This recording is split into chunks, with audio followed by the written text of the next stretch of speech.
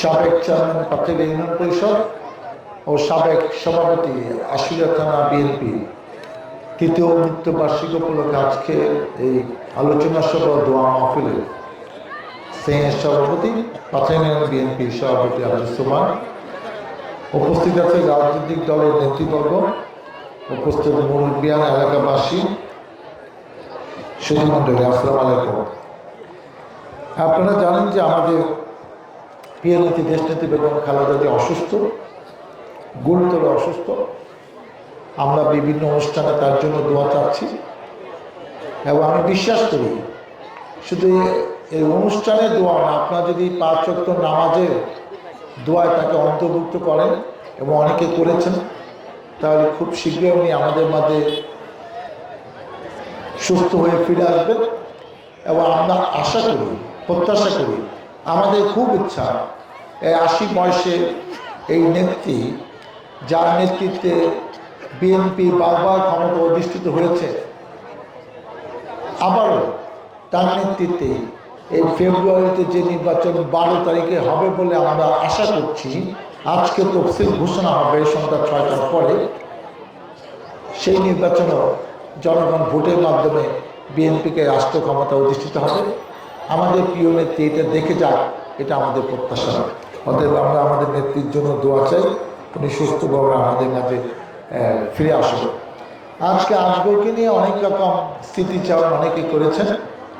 আজগর দলের জন্য একটা নিবেদিত প্রাণ নেতা ছিলেন, কর্মী ছিলেন এবং হাঁটি হাঁটি পা পা করে যে তার উত্থান, এটা আমরা কম বেশি সবাই জানি। এটি তার এলাকা, তার গ্রাম, এবং সে চেয়ারম্যান হয়েছে। আমি যখন সেই আন্দোলন সংগ্রামের মুখে আশুলিয়া থানার সভাপতি, আজগর কিন্তু আমার সেই কমিটির সেক্রেটারি। পরে আবার যখন কমিটি হলো, তখন সেই কমিটি বৈধ ছিল না, পরে এটা বৈধ হইতে বাধ্য হয়েছে, সেই কাহিনী আমি বলছি। তারপরে আজগর সভাপতি, আমার ছোট ভাই বিপ্লব সেক্রেটারি, তারপর আজগর সভাপতি, গফুর ভাই সেক্রেটারি। আজগরের পর এখনও কিন্তু পূরণ হয়নি, সেইভাবেই আছে, আমরা করতে পারি না এখনও সভাপতি, কিন্তু ব্যক্তিত্ব চলে গেছে দুনিয়া থেকে। এবং আমি একটা ঘটনা বলি,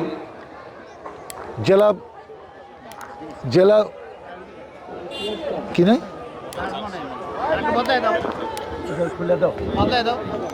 হ্যালো হ্যালো হ্যালো হ্যালো যখন মান্নান ভাই প্রেসিডেন্ট, আমান ভাই সেক্রেটারি, তখন আমাদের 15 না 16 সালে মনে নাই, আমাদেরকে ডাকা হলো যে নতুন করে কমিটি হবে।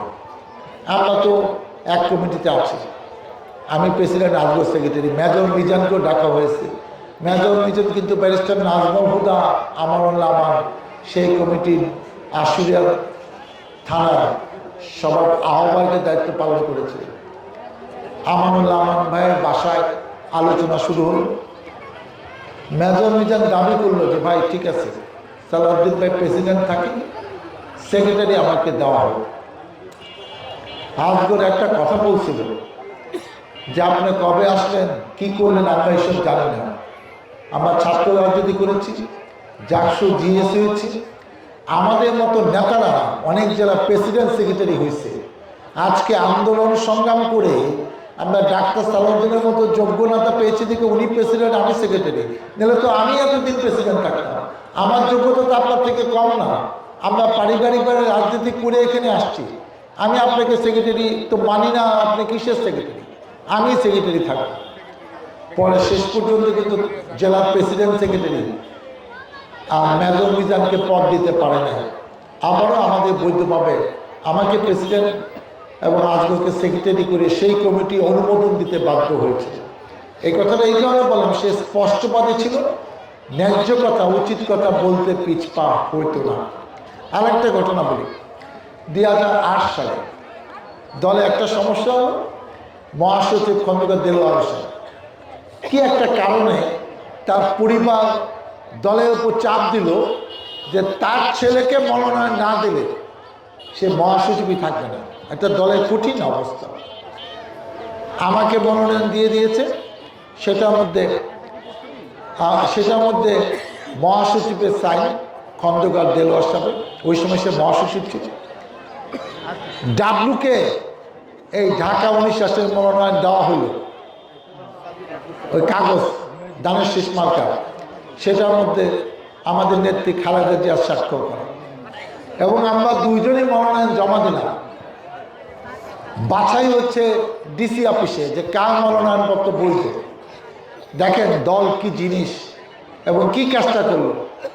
মওদুদ সাহেব ম্যাডামকে বললেন যে ম্যাডাম একটা বুদ্ধি আছে, মনোনয়ন দিয়েছিলেন, এটা ম্যানেজ করছেন, উনি তো এখনো পদত্যাগ করে নাই, উনি তো দলের মহাসচিব আছেন, এখন আর রাগ দুঃখ নাই, আপনি তো মনোনয়ন দিয়েছেন, একটা নতুন সিস্টেম করেন।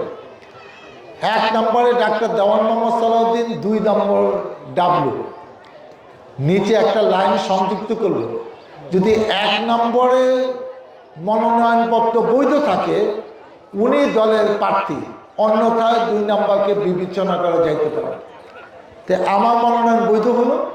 আমি 2008 সালে মানে এই নির্বাচন করলাম এবং ওই ঘটনা আগে আকবর সহ বিএনপি কিছু নেতৃবৃন্দ খন্দকার দেলোয়ার বাসায় গেছে, গিয়া বলছে যে ভাই সাভারের ডাব্লু নির্বাচন করবে, এটা তো সাভারের মানুষ মানবে না, আপনি মহাসচিব ঠিক আছে, আপনার এলাকা মানিকগঞ্জ, সাভারে নমিনেশন দিলে এটা কে মানবে, আমরাও মানবো না, কেউ মানবে না, এইটা আপনি বিবেচনা করেন। এই ইলেকশন করলে তো আমরাই কাজ করতে পারবো না, আমরাই তো আছি, ডাক্তার সালাউদ্দিন না করলে আমরা করবো। ডাব্লুকে মহাসচিবের সামনে গিয়ে আসে বলছে খন্দকার দেলোয়ার মহাসচিব আজগর বলছে যে সে কেন সাভারে ইলেকশন করবো, তাহলে আমরা কেন। যাই হোক, এই ঘটনাটা আবার বললাম, সে কিন্তু কোনো কথা ভয় পেত না, যেটা উচিত সেইটাই কিন্তু কাজ করেছে। যতদিন ছিল আমার সাথে একসাথে আমরা রাজনীতি করেছি। আজকে এই দিনে 2022 সালে সে মারা গেছে। আজকে আমরা এই স্মৃতি চালু করলাম। তার 2 সন্তান খালিদ আফসার মাহমুদ যে বক্তব্য রেখেছে, সে নর্থ সাউথ বিশ্ববিদ্যালয়ের BBA প্রথম বর্ষের ছাত্র, সে ম্যাট্রিকেও GPA 5 পেয়েছে, ইন্টারমিডিয়েটও পেয়েছে। আর এই ছেলে হাসান আফসার যে 2007 সালে জন্ম, সাভার কলেজের 2য় বছর, সে ম্যাট্রিকে GPA 5 পেয়েছে। আমি খুবই খুশি, আনন্দিত যে আজকেও হয়তো হায়াত মওত আল্লাহর হাতে, তার 2টা সন্তানই মেধাবী আজও যেরকম ছিল এবং তারা ভালোভাবে পড়াশোনা করছে। আমরা দোয়া করি, আপনারা দোয়া করবেন, তারা সন্তান যেন মানুষের মতো মানুষে এলাকা মানুষদের পাশে থাকে এবং আজগুলোর থেকে বড় হয়ে নেতৃত্ব দেয় এই এলাকায়, সাভারে, আশুরে, এটাই আমি প্রত্যাশা করি। আমি তাদের জন্য দোয়া চাইলাম।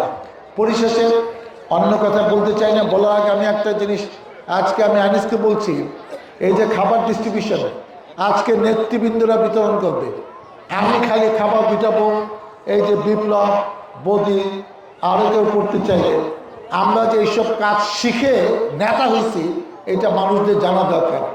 এবং গুড ম্যানেজমেন্টের জন্য আমরা এই 5-10 মিনিটের মধ্যে সব খাবার দিয়ে দেবো। আপনারা অপেক্ষা করেন, আমরা কিভাবে খাবার দিই এটা দেখুন। আপনারা খালি সিট থেকে উঠেন না, আমি নিজে ওই জায়গায় আমার দায়িত্ব দেবো, আমরা সব সুন্দর করে দিয়ে দেবো। সুপারের মাথা ঠিক নাই, তুই যাইস না, দুপুর থেকে দেখ যে আমি কীভাবে খাবার দিই। জীবনে অনেক কিছু শিখার আছে, তুই তো খাবার খাইছো সারা জীবন, দেখ নাই, এখন আমারটা দেখ, ঠিক আছে। আমি আপনাদের কাছে দোয়া চাই, সহযোগিতা চাই, সমর্থন চাই, আপনাদের কাছে ধানের শীষে ভোট চাই। আপনাদের ভোটে নির্বাচিত হয়ে এলাকা মানুষের পাশে থেকে এতে তাদেরকে সাথে নিয়ে এই রাস্তাঘাট, মসজিদ মাদ্রাসা, শিক্ষা প্রতিষ্ঠান, ভবন এবং যা যা সমস্যা আছে এগুলো যেন সমাধান করতে পারি। মহান আল্লাহ তাআলা আমাকে যেন সেই তৌফিক দেয়। আমাকে আপনারা চিনেন, আমি 2 বার 96 এমপি ছিলাম। আব্বা যখন কুড়েগল করতো তারপরে সে বিএনপিতে জয়েন করলো, তখনও এখানে অনেকে আছেন যে আব্বা নির্বাচন করছেন।